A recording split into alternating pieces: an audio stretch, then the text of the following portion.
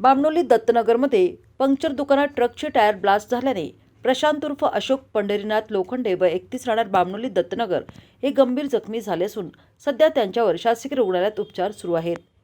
प्रशांत उर्फ अशोक लोखंडे आणि जयदीप लोखंडे या दोघा भावांचे श्री होणाई टायर वर्क्स नावाने बामणोली दत्तनगरमध्ये पंक्चर दुकान आहे। या दुकानामध्ये 2 व्हीलर 4 व्हीलर आणि जास्त करून ट्रकचे पंक्चर आणि टायर रिमोल्डिंग करून दिले जाते।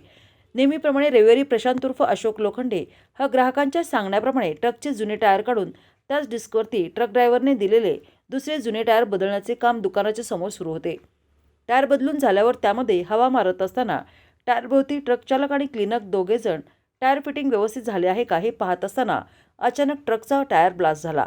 स्फोट झाल्यासारखा भला मोठा आवाज होऊन टायर 10 ते 15 फूट उंच दुकानाच्या बाजूला पडले। प्रशांत उर्फ अशोक यांच्या दोन्ही पायाच्या मध्ये टायर असल्याने त्यांच्या दोन्ही पायांना गंभीर तर हाताला किरकोळ दुखापत झाली। दुकानाच्या आजूबाजूला असणाऱ्या नागरिकांनी आणि जयदीप लोखंडेंनी ॲम्ब्युलन्समधून त्यांना तात्काळ सांगलीतील शासकीय रुग्णालयात दाखल केले। सध्या प्रशांत उर्फ अशोक यांच्यावर उपचार सुरू असून त्यांचे दोन्ही पाय फ्रॅक्चर झाले आहेत। या घटनेनं परिसरात एकच खळबळ उडाली आहे।